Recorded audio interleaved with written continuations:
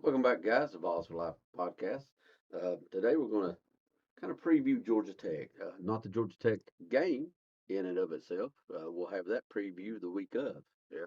But we want, since they're out of conference bowl that we haven't seen in quite some time, I thought we'd kind of give an overview because they've even changed quite a bit from last season, Bob.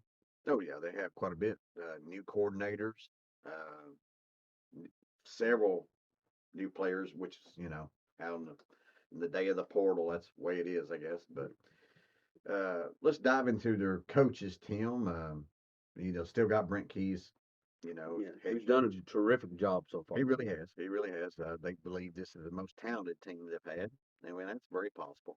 They seem to get a little bit better every year. But on the coordinator spot, Tim, they lost a really good offensive coordinator in Buster Faulkner. He went to Florida. Florida was super happy to get him. Um, so that they definitely, I think, downgraded in the offensive coordinator situation. Now they did get George Godsby. He was been a tight end coach for a good while in the NFL. Most recently with the Ravens. Yeah, and he's a guy I'm sure wants to do very well down there. Former player, former quarterback down there, had 6,000 yards, career passing yards. So he's coming home to the Ramblin' Wreck, and while I know he loves the university, I agree with you. I think it's a downgrade probably. Yeah, I think so. I think it is. Now, on the defensive side, they probably upgraded. They fired their previous defensive coordinator, Blake Gibson. Well, if you watch that defense last year, you understand why. Yeah, they wasn't very good. Now, they went out and got Jason Seymour from Southern Miss, and a very aggressive defense. Um, had led the country in interceptions last year, number 3 in total takeaways. And the 2 previous years, he was defense coordinator at Marshall. Wasn't it? Yeah, and they was top 20 in sacks both years. So sounds like he brings the pressure and looks for you to make a mistake. And that's fine. I mean, I like an aggressive coordinator myself, Right. but you do. It's a give and take thing. You bring pressure, you put your men on an island. Yes. So if you don't get that pressure when you bring it, yeah, it's big feast or play. famine. Yeah, big plays. boom or bust. But he definitely an upgrade over the previous year. I will Right. say that, or I expect them to be. Anyway. Yes. When you start diving into the actual roster of players, the players that they really miss more than anybody is Hank King. Without a doubt. I mean, that guy, I felt like he was the heart and soul of that team. He really was. I know Buster Faulkner gets a lot of credit for their offense down there. Yeah. But I swear, it seemed like every time I watched them play, the offense looked pretty ineffective. And Haynes King just was bailing them out, play after play after play. Remind me a lot of Pavia with Vanderbilt. I mean, it's just a one-man show, it seemed like. At times. I'm glad he is not there. He's a warrior. Yeah. Hank King's a warrior. Now, they went out and got Fernando Mendoza from Indiana. Really? Yeah. Are you sure about that? No, Alberto. Okay. Alberto. I was going to say, I'm beginning to get a little His worried. brother, Fernando, went to the Raiders' #1 pick in the draft. This is Alberto Mendoza. But he did come from Indiana. He was a backup for him. Now, you had a good point, Tim, about about him. I mean, I feel that if your brother's a Heisman winner, Yes, national champion, and you're ready to step in line, I mean, upper level quarterback, got multiple years, yeah, which I think is a big deal. I mean, it is. I don't think you go out and try to pull in something from a portal. And they pulled in Josh Hoover, who I think is a good quarterback, Yes. but I wouldn't call him great by any means. Right. Um, So they felt like they needed to go get a guy in the portal. yeah, and that's not to say he's not okay, Right.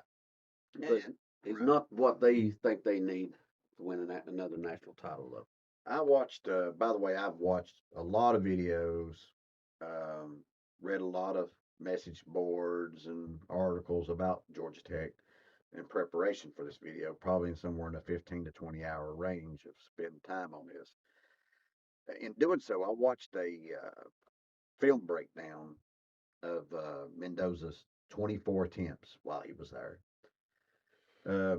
There's a mixed bag, like with most things, like backups. You expect a backup to have a mixed bag. Not super strong arm. And probably one of his weaknesses is seemed like he has a lot of faith in his arm. That can lead you to some bad decisions right there. Yes, it can. I mean, I seen him throw in double coverage a couple times. One of them was picked. The other one should have been probably. I don't. This guy in particular, wasn't a big fan of him. He ranked him in the bottom 2 or 3 quarterbacks in that league, and so in the ACC. So, there's a bunch of guys he had ranked ahead of him that I'd never heard of. So, take that for what it's worth. Take that for what it's worth. Yes. Now, going over them down, Tim, to the running back situation. That's the strength of this team. Yeah, that's a whole different story. Justice Haynes, transfer from Michigan, averaged over 7 yards a carry last year. And another guy that was on that team last year, backup running back for him last year for Georgia Tech, Malachi Hosley, also returns. And he averaged 7.1 yeah, yards his own self. Both of them averaged there were 2 of the top 4 average per carry running backs in the country last year. Yeah, that's impressive. Now, when we went and looked at Malachi Hosley's game stats, wasn't super impressed there. Well, it seemed like, he did have some great games, 10, 11, 12 yards a carry against bad teams. Right. Good teams, 2, 3, maybe 4 yards a carry. Right. So I'm not so sure he is just as awesome as Georgia Tech fans or people. Yeah. And that's something else. Haynes, though, that's real deal. Yeah, real deal. And I will say this, too. When I was doing this preparation, me and you both noticed that they are very high on this team, but I have a feeling that's just who they are. I mean, they think they got an elite team. I listened to the DB coach do one of the practice report, after practice interviews. I bet he said the word great probably 7 or 8 times. I heard one of their offensive line coach was very complimentary. So it was hard to get any actually criticisms they had to try to get any kind of real feedback. To that point, Bob, I can remember one time I was reading an article on one of their, I won't say maybe their own 3 site, could be their 247 site, but it was an article on their defense. And if I just took them by what it was written, yes, I would have thought they were talking about the 1985 Bears. Yeah. If the Bears had better depth. Yes, they're it was all sunshine. There was no rain clouds in that forecast. I know it was hard to get a lot of honest feedback from these people. But going on down down the roster, Tim, looking at their offensive line, a decent offensive line. I didn't see anybody that looked like they was elite. They probably was happiest with Ethan McKinney, their left tackle, and that's probably the guy you want to be the best. Their center was a transfer from Alabama who did play, but he was a backup. Yeah. On an offensive line that just wasn't up to Alabama standards, to be honest about it. Right. Now, their offensive line doesn't look to be elite, but this is a Brent Key team. Yeah, and I think that's what I retake from that. They're going to be hard-nosed. They're going to be physical because of their head coach. Yeah. He won't put a bad offensive line out there. Right. Now, looking at their wide receivers, Tim, that was probably the position I heard the least amount of praise about. So take that for what it's worth. Jordan Allen seems to be their main wide receiver. They did get a transfer in Isaiah Furman from Elon, who was a pretty productive wide receiver, but that was a much lower level. Mm-hmm. take it, But I don't really think their wide receivers is anything special. Well, that's probably why, I've heard some reports that they may even do some 13 personnel this year. Yeah. Three tight ends at a time out there. That seems to be what they're going to kind of build their offense around. And I don't know if it's because they're particularly good in the receiving game or if they're just that determined to make that running game uh, be well blocked. Right. They went out and got 3 transfers at tight end, but I really don't see numbers wise and who they played for and everything. They don't look spectacular. Well, in the pass game, anyway. Right, right. They could be better blockers than, but they wasn't real big either. So maybe, sometimes guys can be 245, 250 and be He can really be good effective. blockers. So that part I don't know. Uh, Flipping on over, Tim, to the defensive side, the guy that probably the biggest concern from a Tennessee standpoint, probably Any standpoint. yeah, on the defensive line is probably Noah Carter, a transfer from Alabama. Did play some, but wasn't a starter. That's the guy that they have the most hope for. Yeah, he's the edge guy, right? Yeah, he is an edge guy. Jordan Walker on the other side, on the other defensive end position, transfer from Rutgers, didn't seem to have really great stats there. It'd be hard for anybody on our Rutgers defense to have great stats. Yeah. Pretty bad. Right. Now, the guy they probably like the best on the interior is Tafik Thomas, transfer from Colorado. He was a starter for him. He was injured. He missed, I think, 7 games last year with an injury. But, and I think he was a pretty good player for him. But it was Colorado's defense. You know what I mean? I just don't. Well, I mean, maybe Colorado's defense wouldn't have been Colorado's defense if he had stayed healthy. That's true. He might have had a big part of that. Now, they do think, and I will say they're probably right here. They was disappointed with their depth on the defensive line last year. And they addressed it in the portal, and Yeah, they brought some guys in. They feel much deeper on the defensive line there, especially at defensive tackle. So I'm sure they will be better probably than what they was last year, or this seems to be the consensus from what I understand. yeah, I'd agree with that. They saw their need and they did address it. I don't know how many quote stars they got Right. along that line. Yeah. But they got a lot of contributors. At linebacker, Tim, they got multi-year starters, E.J. Lightsley and Kyle Efford. Now, one thing when I was trying to see negatives from them or hear any negatives, I did hear that they wasn't the greatest in coverage. But I will also say, new defensive coordinator, Jason Seymour. Linebackers is his specialty. He coached Georgia Tech before and was coaching linebackers, and they was very high on him when he was there. So maybe he gets more out of them, But I would think so. But they're pretty happy with their linebackers. They do play a 4-2-5, by the way.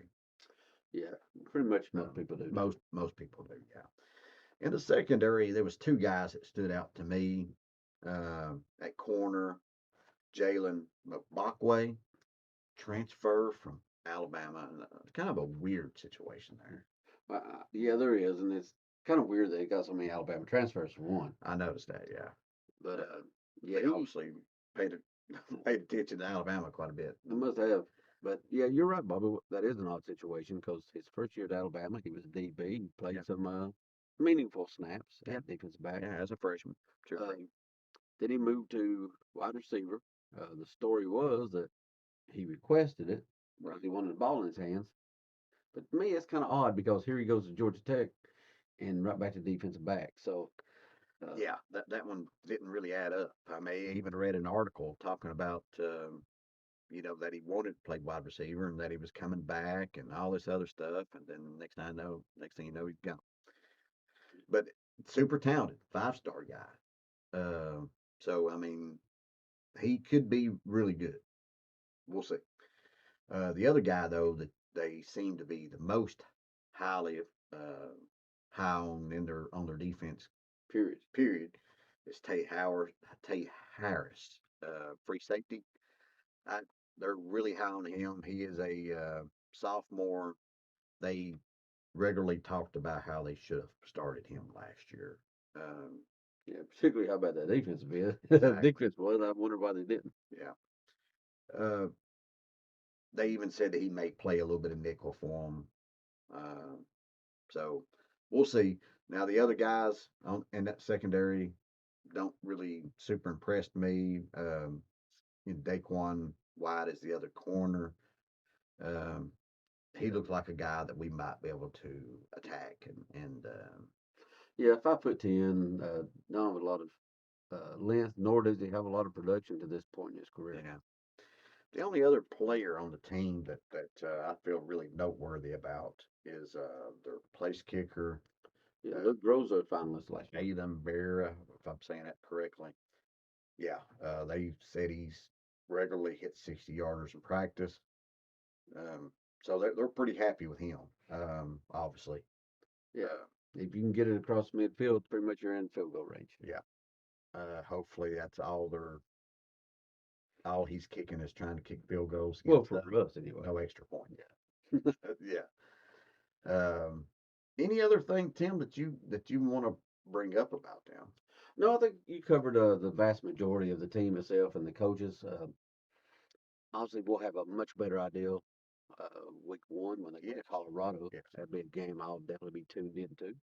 Oh yeah, definitely. I'll definitely be watching that game. Hopefully it's a close game. Competitive, so we can kind of get a good look Right. at everything that they're doing. Right. Well, guys, remember to like, subscribe, comment, hit that notification bell, and hit the hot button. That sends this video out. We would definitely appreciate that. And like I said with the comments, we enjoy those. We try to answer back anything y'all say, any comments y'all say. We try to give our 2 cents into. So we appreciate those. That we do. And for that, Bob, go Big Orange. Go Vols.